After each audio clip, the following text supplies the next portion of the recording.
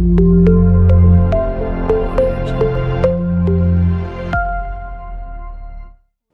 everyone, very good morning. Welcome back to new session. In our previous sessions, we already discussed about something about the chemical bonding and crystal field theory, Mark-Rapler theory for various molecules, all those things. Now we had to start we had to go to the water technology. But already we have some idea about the water technology during our BizGoes time.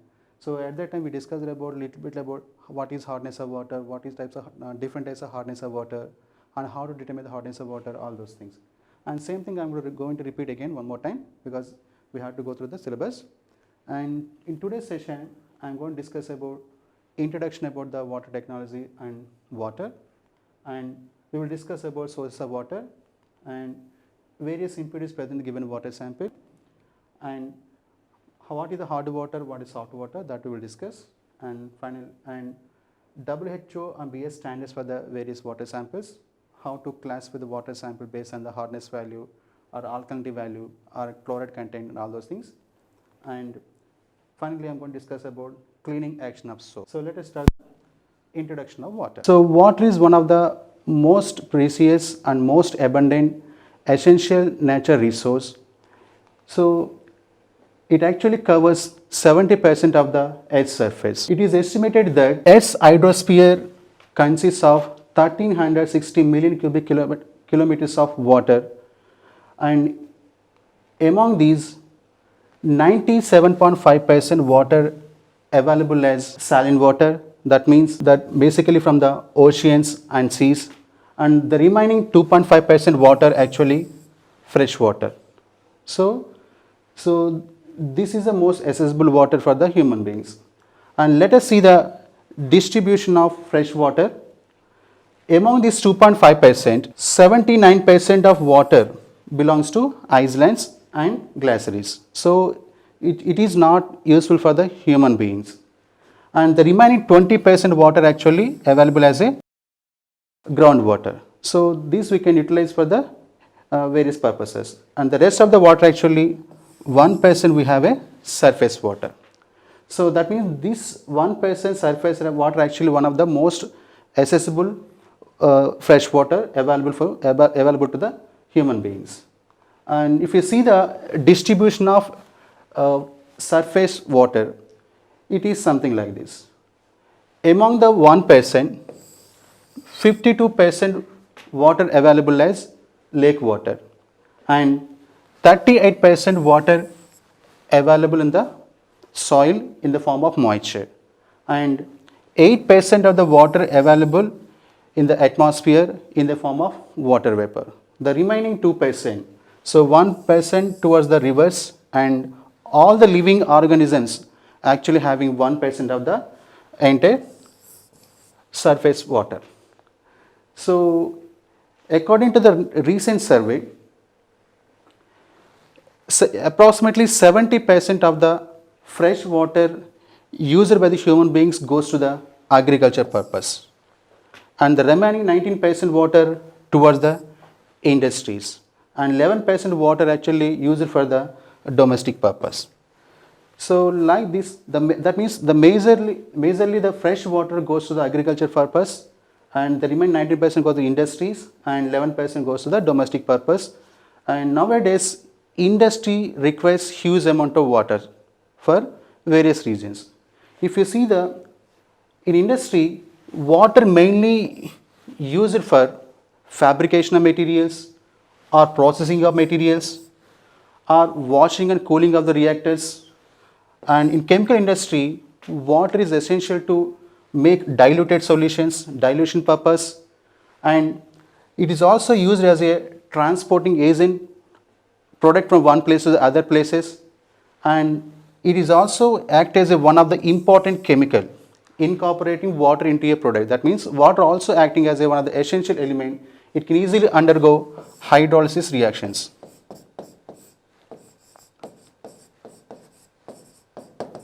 Hydrolysis reactions. So therefore we will get different types of organic and inorganic compounds, and it is also required as a sanitization purpose in the manufacturing unit. And majorly thermal industry, thermal power plants, our food industry, our paper and pulp industry, and chemical, oil, petroleum industries requires huge amount of water sample, and most of the cases they need fresh water instead of saline water. So we have lot of disadvantages with saline water or salt water. Always we need fresh water because that contains less impurities. So if you see the current and future forecast of water supply and demand, it looks like this. So these graphs explains the water supply and demand since from the last 40 years. So if you see the water, available water, so the availability of the water supply gradually decreasing in this manner. So year by year, so the available water supply gradually decreasing. But whereas the consumption rate, that means the demand for the water supply, so gradually increasing in this manner. So in the current situation, so the available water supply actually 1300 million cubic meter per year, but our requirement actually 25 million cubic meter per year. So there's a huge gap available and is there between these two values. And in estimation, and approximately in the coming 10 years, so this gap increases by 1300 to 3000 million cubic per meter per year. So how to fill this gap? So there's a huge gap between the water supply and water demand. So how to fill this gap? So there is only one solution that we have, somehow we have to convert in various types of waters into fresh water. So that is the only option we have. For example, as I mentioned earlier, our Earth's planet consists 95% of saline water and 2.5% of fresh water. So if we can able to convert this ratio into 95% saline water and 5% fresh water by using some technology, then we can able to solve some of the water crises. So, but how it is possible? So, it's not that much easy. Converting saline water into fresh water is not that much easy. So, we need some special techniques and technology in order to convert salt water into fresh water. So, in this case, water technology plays important role. So, water technology actually looking for the how to convert various water samples into the fresh water or soft water.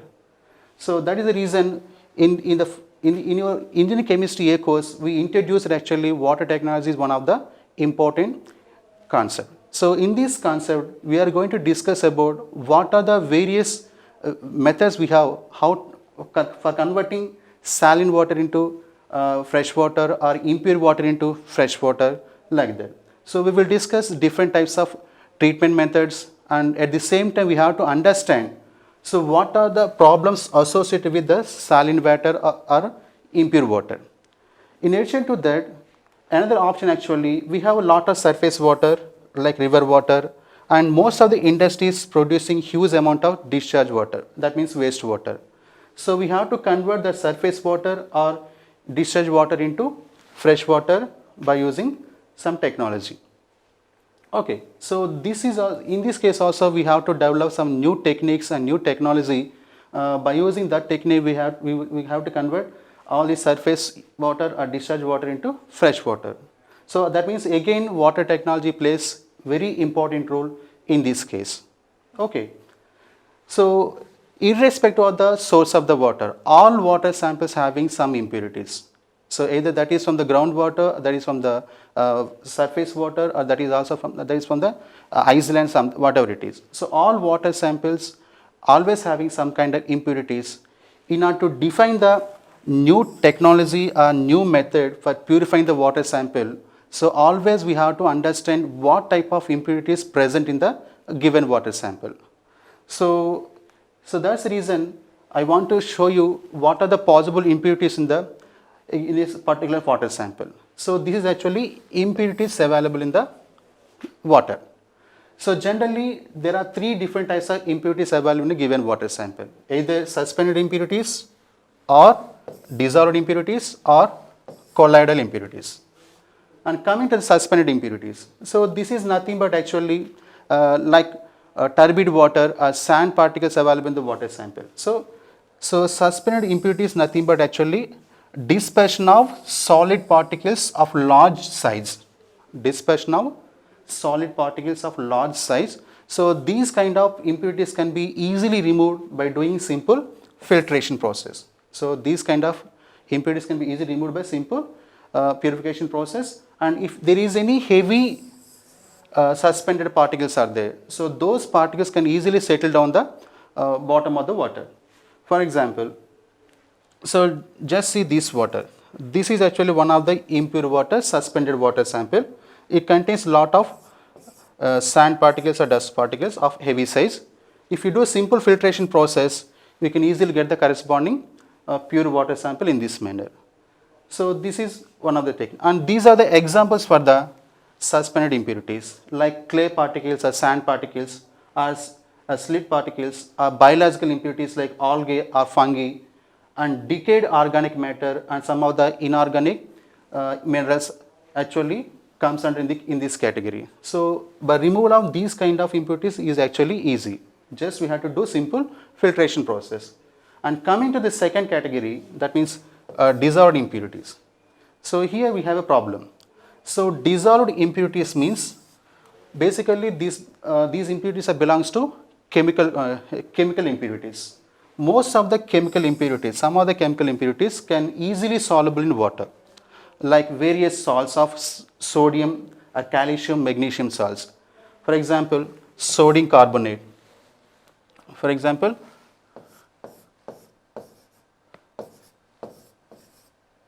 sodium carbonate or sodium chloride or sodium sulfate or calcium carbonate, bicarbonate, calcium chloride, like similarly magnesium salts or iron salts. All these salts actually easily soluble in water, and they are acting as a invisible impurities or dissolved impurities. So because of presence of all these salts in the water getting a different color and different taste, and that water cannot be used for the drinking purpose or any industrial purpose. So we have to purify, we have to remove all these impurities from the water sample. Even dissolved oxygen and dissolved carbon dioxide and one more, and dissolved H2S gas also comes under in this category. So generally dissolved impurities are classified into either solids or liquids or gases. So these are actually invisible impurities, and we have to, the removal of these impurities actually very tricky, and we have to follow some special techniques to remove these kind of impurities. Okay. So that's the reason these are actually invisible. We cannot see these impurities in the water sample. And coming to the last category, colloidal impurities. So these are actually very, very tiny particles. We cannot see those particles, but still they are actually available in the water sample. So these are very finely divided dispersion of particles in water.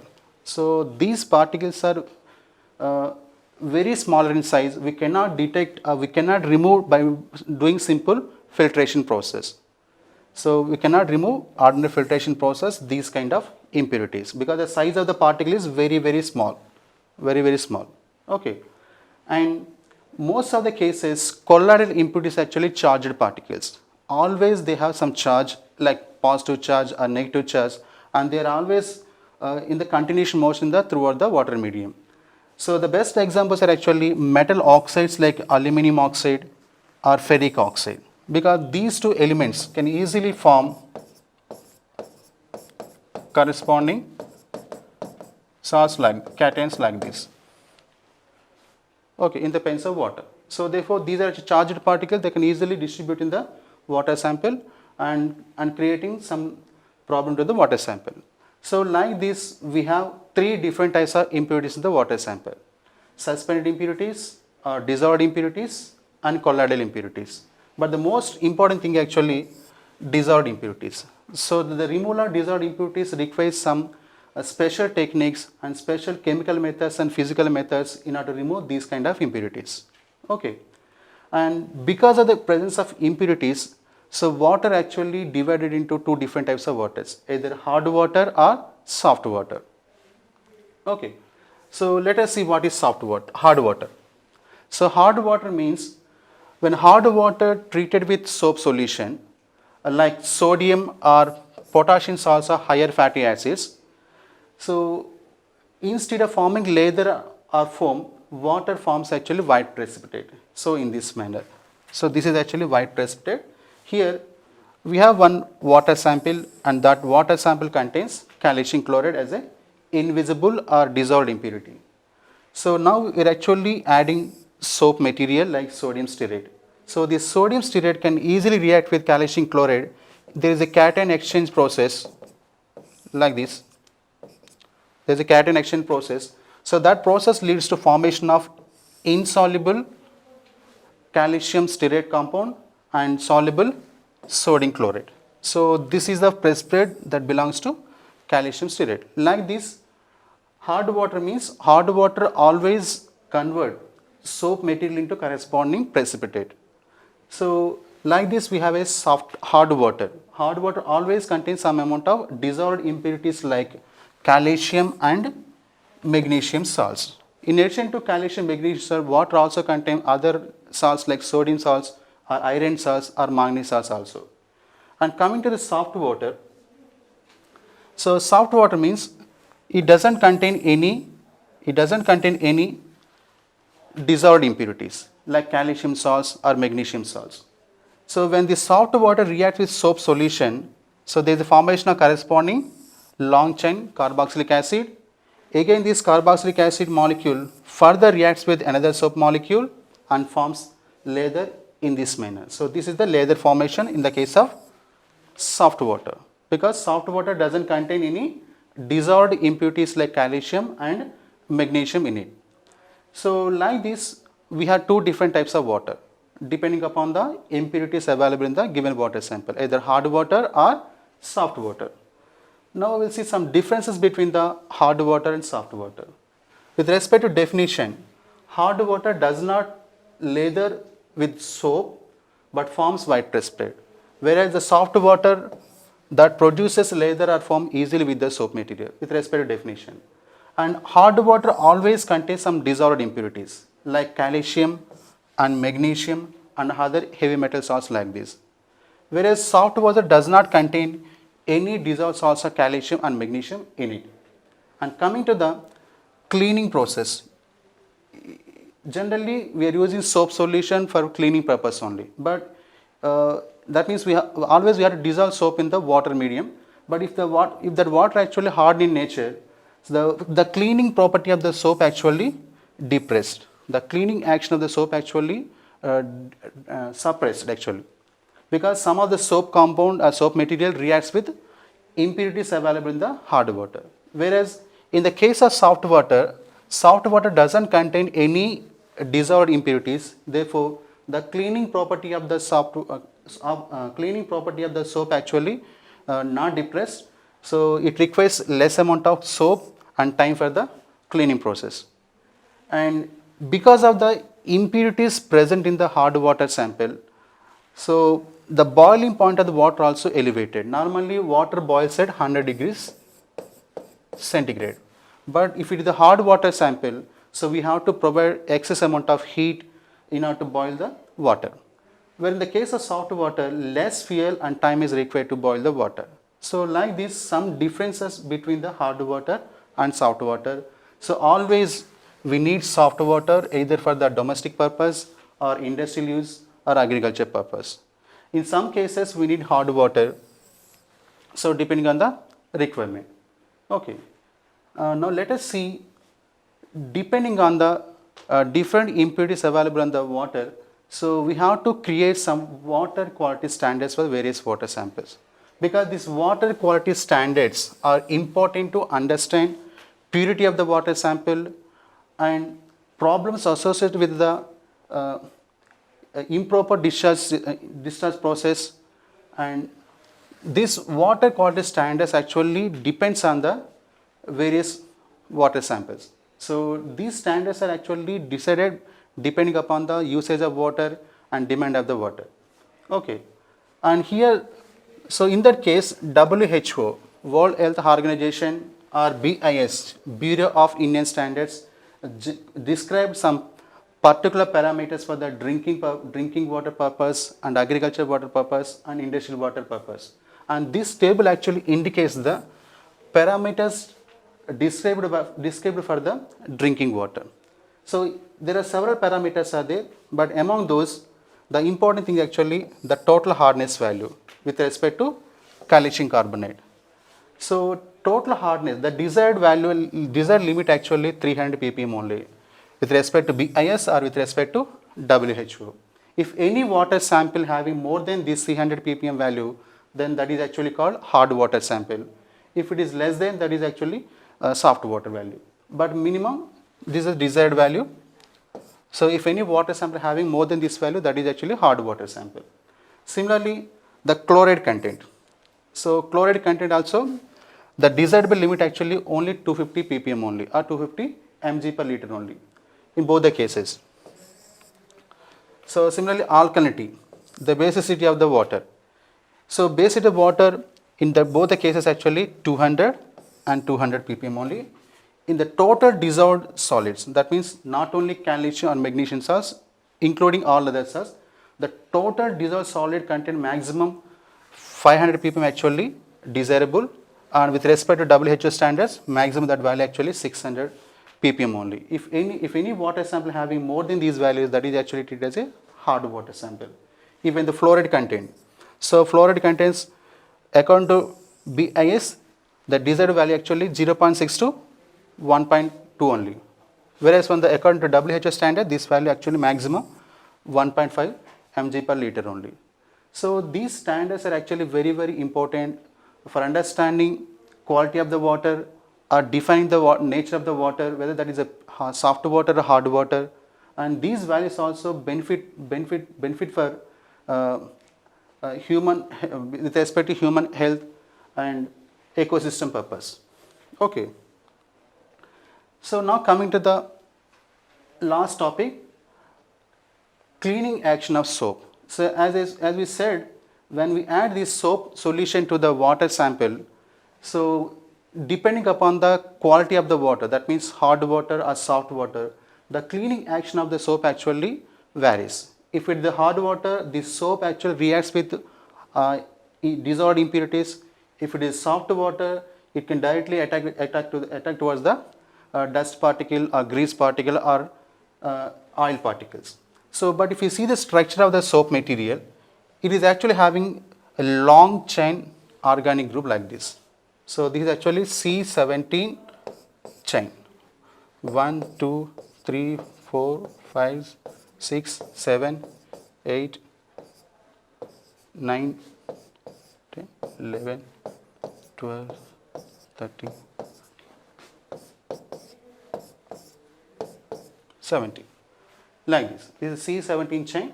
So this is actually organic fragment, and here we have a carboxylic anion COO minus and Na plus. So this bond actually ionic bond. So this is actually ionic group and this is actually organic group. So this long chain organic side chain act as a hydrophobic tile. So it is act as a hydrophobic tile. So hydrophobic means water repelling character. That means it doesn't want to mix with the water. Always it is trying to move away from the water. Whereas this group, this ionic group, so always act as a hydrophilic head. Hydrophilic head, that means this is actually water attracting group, water loving group. So it is always mimic with the water. So like this soap compound actually having hydrophobic tile and hydrophilic head in this manner. So whenever dust particle is there or something like this, so this soap actually attacks the dust particle in this manner. For example, so this is actually oil spill on the one of the cloth, and these are the soap compounds. These are the hydrophilic heads and these are actually hydrophobic tiles. So like this soap actually attacking on the oil spill or grease molecule in this manner, and this is actually called micelle formation. There is a formation of micelle formation in this manner. So once micelle form, and this blue color actually indicating that is actually water. The blue color actually indicates that is the water. In the water medium, soap can attack the oil spills in this manner, and it can easily remove from the uh, surface. Okay, so this process actually having different step. For example, so this is the surface like cloth or anything, and this is the grease available on the cloth. Now this is the soap solution. This area actually indicates the soap solution, and each of these actually one of the soap molecules. These are actually soap molecules. So once soap solution introduced into the grease particles, so slowly all these soap molecules are moving toward the grease particles, and they will orient themselves in such a way that hydrophilic group in the orientation it pointed toward the water, and this hydrophobic tile actually on the surface of the grease particle like grease surface like this. So, and third case, soap molecules begins to separate grease from the water.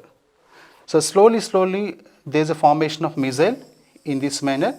So these soap molecules actually surrounding the grease particle, and in the fourth step the same process continues in this manner like this, and finally micelle formation removed from the surface. So each grease molecule actually removed in this manner, and we will get the clean surface like this. So this is the action of the soap, because why we are using soap means soap can able to attack the grease particle or soap oil particles in aqueous medium in this manner. But if this water actually not the soft water, if it is a hard water, if this water actually hard water, then there is a problem. So if it is a hard water sample contains some impurities like this. So this impurity now reacts with one of the soap molecule. That means we have to provide excess amount of soap material in order to clean the surface in the case of hard water. Where in the case of soft water, so soap directly attacks the grease particle or oil particle, and this process goes in this way, and we can easily remove the grease or oil particle from the surface. So this is the action of soap toward the cleaning process.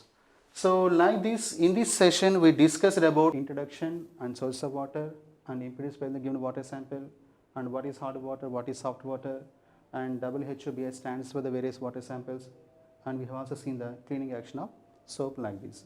So if you have any queries, so please contact me through my mobile number. Thank you, one.